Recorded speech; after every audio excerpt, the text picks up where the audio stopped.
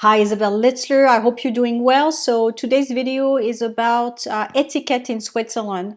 Somebody came to me at some point and told me that what would be very valuable is to understand a little bit more the Swiss etiquette, or basically how things work. And this is not necessarily something that you can know unless you've been in Switzerland and you've actually spent some time in the country. This is something that's not necessarily so obvious to expats. So I think it could be valuable to do a video, and this is why I'm doing this today, so that people understand what they're getting into and if it suits you. When I did my online career planning tool and career planning training, I did talk a little bit about the Swiss culture as well. This is also part of appreciating working in a country, is the culture. This is a huge part of it in my view, and I've worked in different countries. I've worked in the US and in Paris.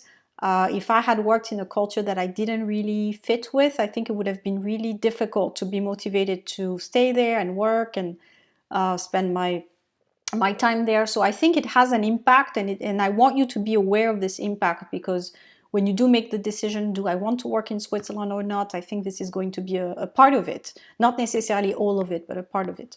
So I want to give you 9 tips today on, or 9 pieces of information on the etiquette in Switzerland. So the first thing that you need to know is that Switzerland tends to be a top-down type of structure in business. So again, I'm not really going to talk about multinationals because they're a little bit apart. Multinationals tend to be pretty much American culture wherever they are in the world. I mean, you do have also the locals mixing in, and the language could be spoken. And this happened to me when I worked for a US multinational in Zurich. People spoke Swiss German in the office. So it really depends on the mix of people. If you have most of the office that are locals, language will probably turn to French or Swiss German. But if you have mostly expats and Americans, then probably English will be used. Again, I would say if I look across the board in US multinationals in Switzerland, probably you're okay with English only or some local language. But I'm talking more about the Swiss companies where the culture will be mostly local, so the language spoken will be local, and the top-down structure will be there with a little bit more rigidity. It doesn't mean every organization is like that. Again, I don't want to make generalization.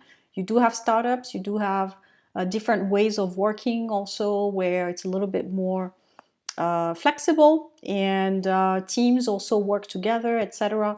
But if you look at the conservative industries in Switzerland, it will probably be more top-down.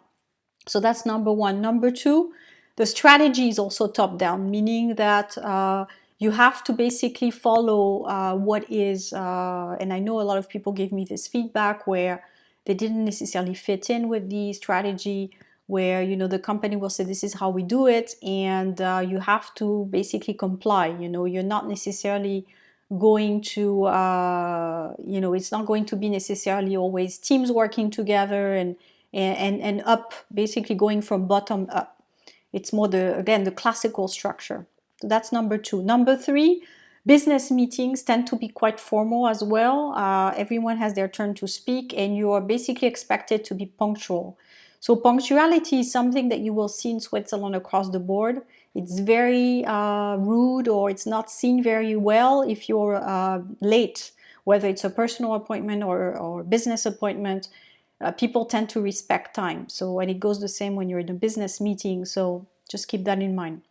Number five, negotiations in Switzerland tend to be quite long, because people like to involve different decision makers, and there's this aspect of consensus that's quite important. So when there's a decision to be made, usually it's a group of people and they need to exchange and review. This is what I experience mostly in the not-for-profit world, in the international organizations, where things tend to be a bit more political. Then if you work for a private sector type of industry, it will probably be a bit more top-down, and not necessarily a lot of exchanges and asking everybody.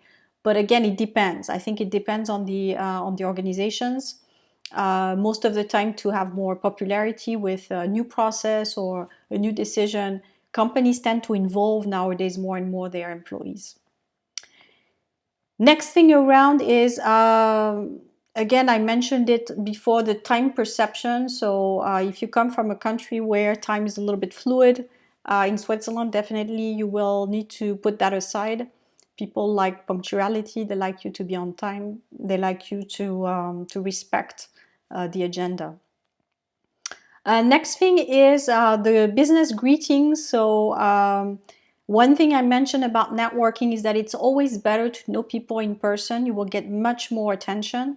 So this is a big frustrating part for expats, is the unpopularity with LinkedIn that they get, not getting replies from individuals, which could be very new. I mean, if you come from, again, the US is a good example.